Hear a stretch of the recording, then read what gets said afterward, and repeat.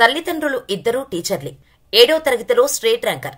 America వెళ్లాలనుకున్న ఆయన అనూహ్యంగా real ఎస్టేట్లోకి enter అయ్యాడు. క్రమంగా పరిటాల రవి ప్రధాన అనుచరుడిగా పేరు సంపాదించాడు. రవిపై దాడులు జరుగుతున్నాయని తెలిసి అప్పటి వరకు రవి చుట్టూ ఉన్నవాళ్లు దూరమైపోయారు. ఆయనతో కలిసి తిరగటానికి సైతం జంకేవారు. కాని ఈయన మాత్రం ఏం జరిగినా నీ వెనక నేను ఉన్నానంటూ వెంట తిరిగాడు. అనుకోకుండా సినిమా ప్రొడ్యూసర్ అయ్యాడు. అదే రీతిలో పొలిటికల్ ఎంట్రీ కూడా ఇచ్చాడు.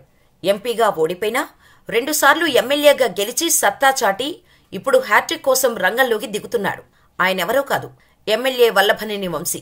చదువుల్లో స్ట్రేట్ ర్యాంకర్ అయిన ఆయన అమెరికా ఎందుకు వెళ్లకుండా ఆగిపోయారు? అసలు ఆయనకు పరిటాల రవికి ఎలా పరిచయం ఏర్పడింది? ఓనమాలు నేర్పిన టీడీపీని ఎందుకు వీడారు? వంశీ బయోగ్రఫీ ఏంటి తెలుసుకుందాం.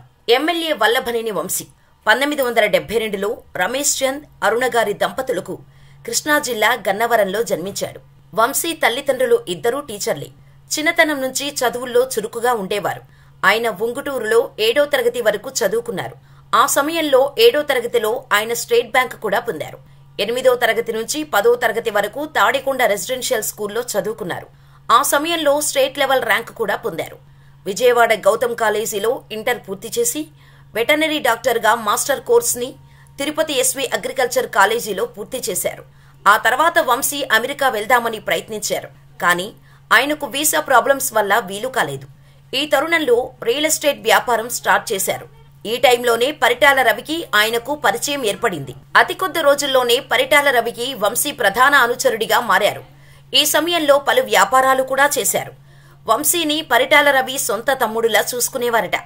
పరిటాల రవిపై దాడులు జరుగుతున్న సమయంలో ఆయనతో ప్రయాణించటానికి అందరూ భయపడేవారట. కానీ వంశీ మాత్రం ఆయనతో ఎలాంటి భయం లేకుండా ప్రయాణం చేసేవారు. ఆయన ముఖ్య అనుచరుడిగా పేరు సంపాదించుకున్నారు.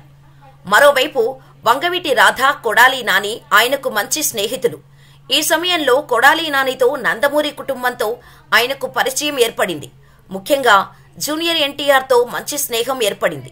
ఇలా తారక్, హరికృష్ణలో వంశీ చాలా క్లోజ్గా ఉండేవారు. రియల్ ఎస్టేట్ వ్యాపారంలో వంశీకి కలిసి రావటంతో కొన్ని సేవా కార్యక్రమాలు ప్రారంభించారు. ఇక రాజకీయాల్లోకి రావాలనే కోరికతో 2006లో ఆయన టీడీపీలో చేరారు. ఈ సమయంలో 2009 ఎన్నికల్లో విజయవాడ ఎంపీగా పోటీ చేయాలనుకున్న వంశీకి ఎన్టీఆర్ సహాయం చేశారు. ఎన్టీఆర్ఏ దగ్గరుండి ఎంపీ టికెట్ ఇప్పించారట. ఈ ఎన్నికల్లో విజయవాడ ఎంపీ అభ్యర్థిగా టీడీపీ తరపున పోటీ చేశారు. కానీ కాంగ్రెస్ పార్టీ తరపున పోటీ చేసిన లగడపాటి రాజగోపాల్ ఎంపీగా గెలుపొందారు. ఎంపీగా పోటీ చేసి ఓడిపోయిన తర్వాత తన వ్యాపారాలు చూసుకుంటూ తెలుగుదేశం పార్టీలోనే కొనసాగారు.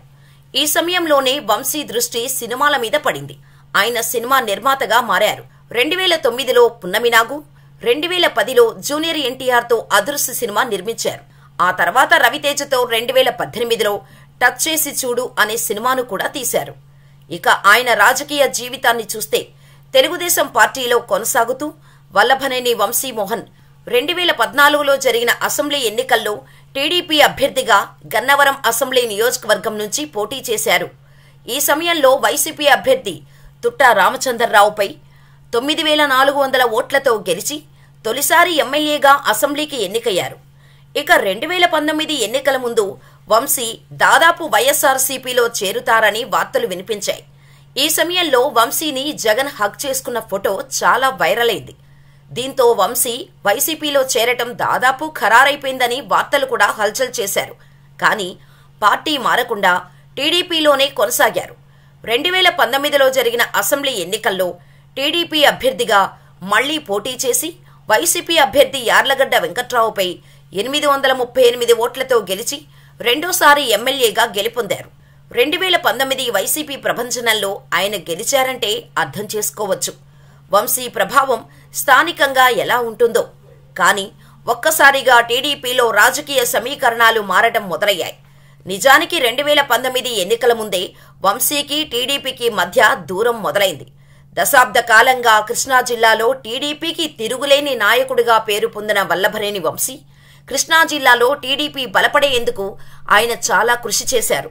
దేవినేని నెహ్రూ వంటి బలమైన కాంగ్రెస్ నేతలను ఢీకొనడంలో వల్లభనేని చూపిన తెగువ, ధైర్య సాహసాలను అందరూ మెచ్చుకున్నారు.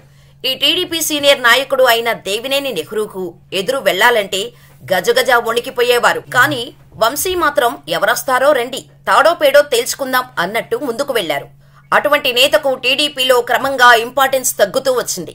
కరెక్టుగా ఎన్నికల ముందు పార్టీ కోసం ఎంతో కష్టపడిన వల్లభనేని వంశీని అర్బన్ అధ్యక్ష పదవి నుండి తప్పించారు. ఆయనకు ఇష్టం లేకపోయినప్పటికీ పార్టీ శ్రేయస్సు దృష్ట్యా సరైననక తప్పలేదు. పార్టీ నిర్ణయంపై కోపమున్నా ఎక్కడా బయటపడలేదు. అయితే వంశీని రాష్ట్ర కార్యవర్గంలోకి తీసుకొని ఆయనకు కీలక బాధ్యతలు అప్పగిస్తామని అప్పట్లో చంద్రబాబు హామీ ఇచ్చారట. అయినప్పటికీ వంశీ ఆగ్రహం చల్లారలేదు. దీంతో అప్పటి నుంచి పార్టీకి వంశీకి మధ్య గ్యాప్ వచ్చింది. ఆ తర్వాత నుంచి లోకేష్ పెత్తనం నచ్చక పార్టీ కార్యక్రమాల్లో కూడా పాల్గొనకుండా ఉండేవారు. అయినప్పటికీ నియోజకవర్గంలో కీలక నేత కావటంతో ఆ ఎన్నికల్లో టికెట్ ఇచ్చారు. వైసీపీ సునామీకి చిగురుటాకులా వణికింది టీడీపీ. కానీ వంశీ మాత్రం గెలిచి నిలబడ్డారు.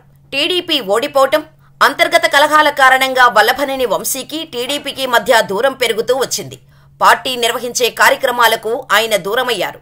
కేవలం లోకేష్ చేతుల్లోకి వచ్చిన తర్వాత పార్టీ విధానాలు దెబ్బతిన్నాయని బహిరంగంగానే విమర్శలు గుప్పించారు.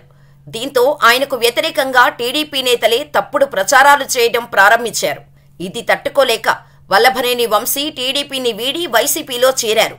తమ పార్టీ గుర్తుపై గెలిచి పార్టీ ఫిరాయించడంతో చర్యలు తీసుకోవాలని టీడీపీ వేసిన పిటిషన్తో ఆయనపై అనర్హత వేటు వేస్తూ 2024 ఫిబ్రవరి 26న స్పీకర్ తమ్మినేని సీతారాం నిర్ణయం తీసుకున్నారు. తనను నమ్ముకొని వచ్చిన వంశీకి సీఎం జగన్ గన్నవరం ఎమ్మెల్యే టికెట్ని ఇచ్చారు. ఈసారి కూడా గెలిచి హ్యాట్రిక్ విజయాన్ని అందుకోవటానికి ప్రణాళికలు వేస్తున్నారు వంశీ. మరి వంశీ ముచ్చటగా మూడోసారి గెలుస్తారని అనుకుంటున్నారా? మీరేమనుకుంటున్నారో మాకు కామెంట్ చేయండి.